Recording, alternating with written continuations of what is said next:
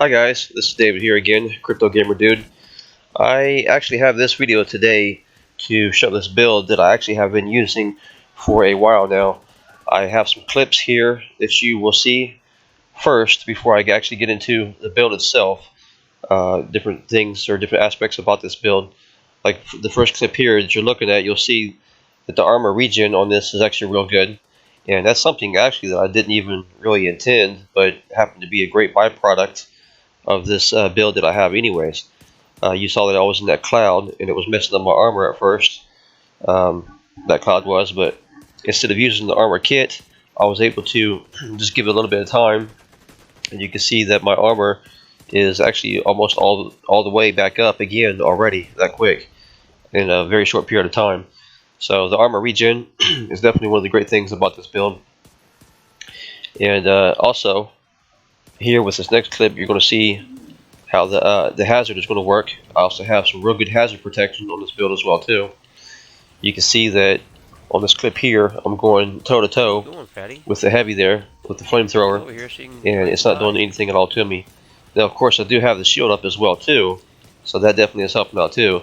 But if you have very little hazard protection, that flame is still going to get through that shield anyways, and you're still going to be able to, you're still going to be put down. In other words, they're going to still put you down real quick. And this last clip here, you'll see that I'm also using the Stinger Hive as well to use for crowd control. So definitely another great thing to have when I'm with this build, because when they come to rush you up like that, then you can definitely use that for some great crowd control. So here in a second, we'll go ahead and get into the actual build itself, and then we'll go from there then.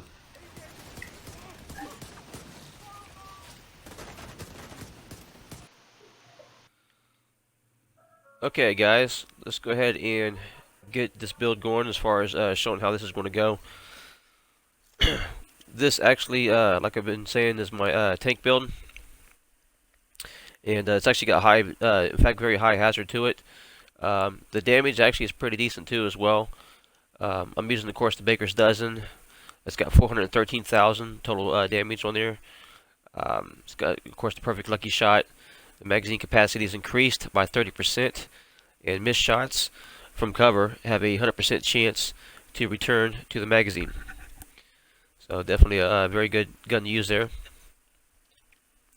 I've also got on here the Black Market AKM assault rifle. The reason why I'm using this one is because I wanted to have a assault rifle that's actually pretty powerful, and yet also had a pretty good feature on here like the Sadist, dealing 20% weapon damage to bleeding enemies, and then after 4 kills it applies the blade to the next enemy that you hit.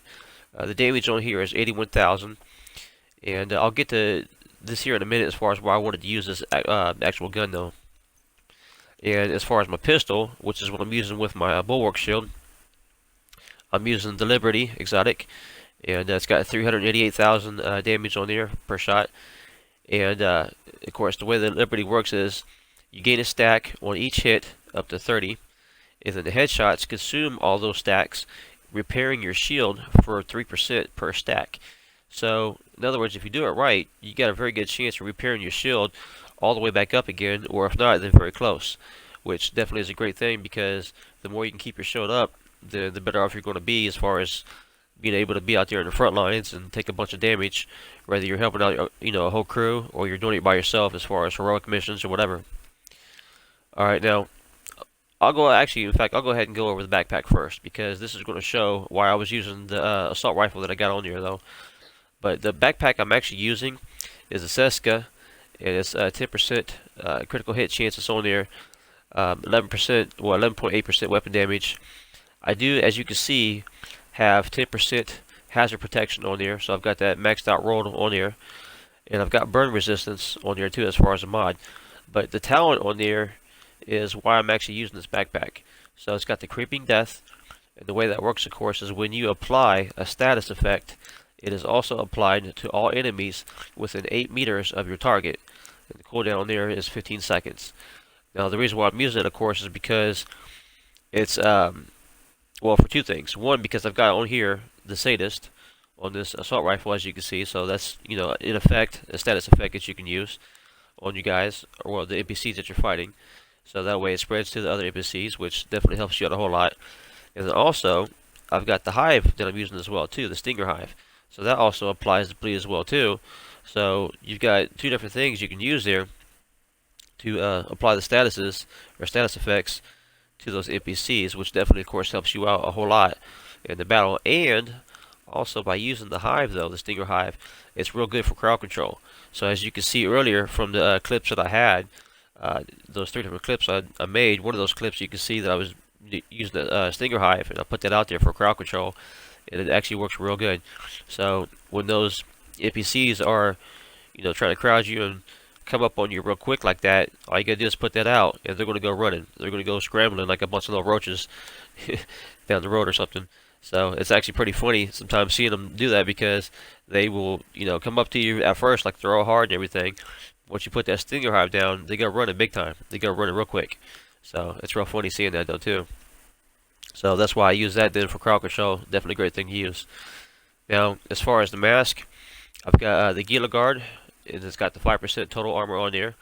I've got rolled on there a max of 170,000 armor, and I've also got the burn resistance on there as well too. It does have a little bit of hazard protection on there.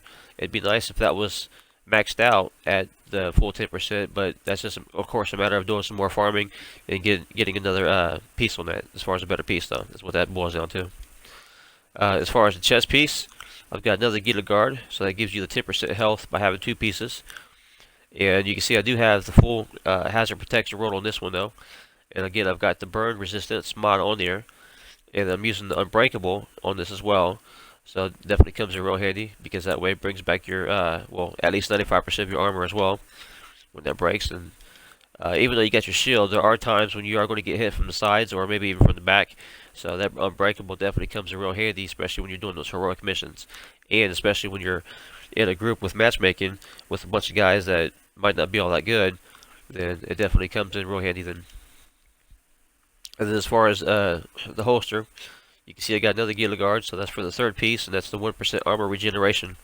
And as you can see from that one of those first clips that I had earlier too on this video, the armor regeneration on this actually is very good, because you'll see from that one clip I have to where I accidentally stepped into that cloud that after I shot that guy, and the cloud of course was messing my armor up real big.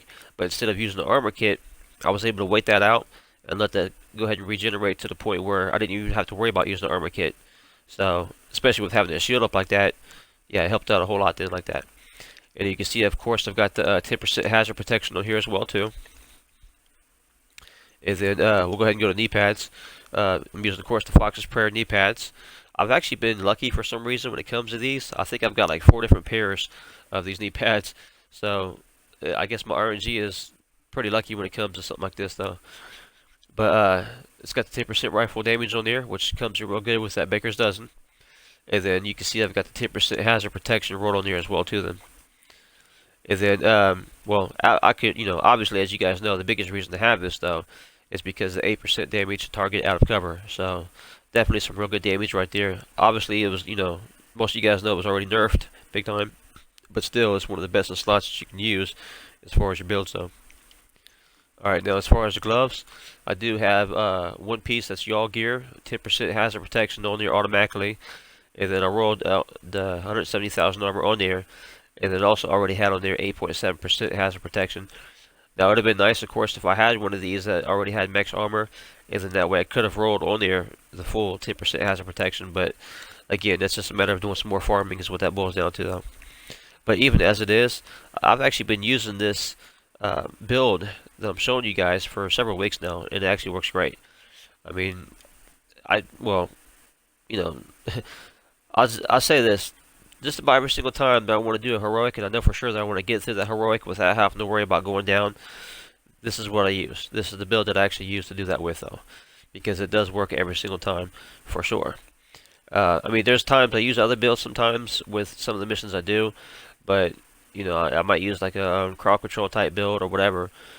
But, a lot of times I'm trying to experiment with different builds and try to test out and see what works. But if I know for sure I don't want to mess around and I want to get through a mission or get through a control point that's, heroic control point, this is the type of build that I use every single time to get that done, because I know it never fails though. That's how good this build is for me.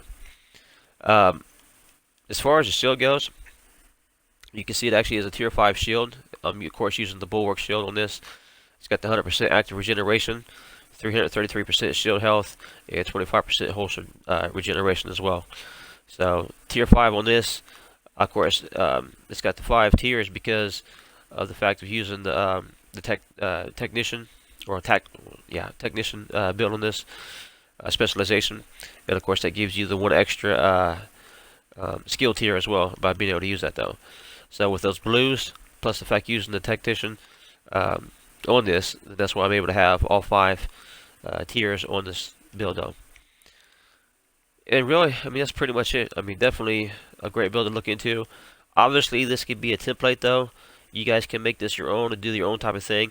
I'll give you another suggestion that you could do with this as well, too. You could also use Vigilance on here. As you can see, I've got a another Seska backpack that has the Vigilance as well. 10% critical hit chance on there, but also with the Vigilance, though, it gives you the increased total weapon damage by 25%, and of course taking damage disables this buff for 4 seconds. Now another thing I will say as well too that you guys want to keep in mind is that when you have your shield up with using the Vigilance, your shield is the one that's taking the damage and you're not the one taking the damage. So that means you can keep the Vigilance up. That means the Vigilance will stay up and you will still be able to be using that without having to worry about a cooldown as long as you're not getting shot from the side or shot from the back. If your shield is the only thing that's getting shot, then you are able to still keep that Vigilance up and keep on using that then. So keep that in mind then, guys. So definitely another great alternative that you can use as well on this build though. Myself, I just like to happen to see, I just like to see those guys flail around like fish out of water when you're using those status effects. So that's why I like using the other one, the Creeping Death, as much as I do though. But yeah, just like I said, use this as a template. Obviously, you can make this your own and put in your own different things on here as far as different slots and different things you want to use. But I just wanted to show you guys this build that I have because, maybe this can give you guys some good ideas that you might not have already thought about. And, have you guys thinking about a build that you could do as well too. It's got the 1.5 million armor on there. The armor that it has and the health is 316. Now, we'll go ahead and go over to his stats too real quick. As you can see, weapon damage with the Baker's Dozen is 413,000 on there. Now you will see on here that the critical hit chance is low, 30%, and the critical hit damage is pretty low too, 41%. But the thing is, because this is such a tank, you're able to go right up there to those guys. As you can see as well too, with the hazard that I have on this though, I was able to get up to that heavy with the flamethrower and be right up there in his face and not have to worry about nothing. I mean, there's some guys that can't even get close to those guys at all because the fire will tear them up and they'll be dead real quick from the fire. But as you can see, I was able to get right up there in his face and not have to worry about a thing though, because of how the hazard is on this though. So even though that is low as far as the critical hit chance and damage, you're able to still make up for that because of the fact of being right up there with those guys though. Let's see here. Okay, so like I said, 1.5 million armor.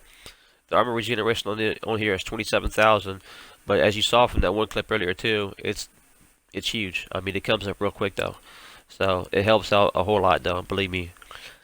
And then as you can see here, I've got pretty much all around 76.7% hazard protection on here, so that means bleed, blind, confuse, disrupt, and so forth. It's there and so forth. But as far as burn resistance, I actually have 100% burn resistance on here.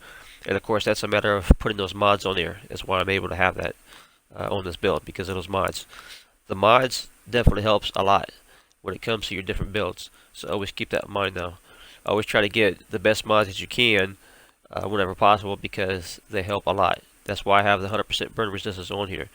Now, of course, if you do a different mission, like the one where you're going to fight the Rikers or something like that, then you can change that out and you can put bleed resistance on there, and that way you can still make up the difference then. But of course, if you're going to do a mission with with fighting the cleaners, then yeah, you definitely want to have burn resistance on there though.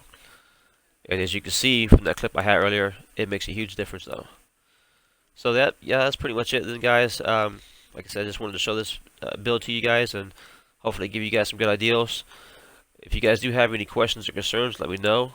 Of course, try to keep it civil, but go ahead and post anything that you have, though, in the comment section of this video, though. And I do also stream on a regular basis, too, on Twitch, at least several times per week, several nights per week. So go ahead and feel free to check that out as well, too. So thanks for watching, and you guys have a great day.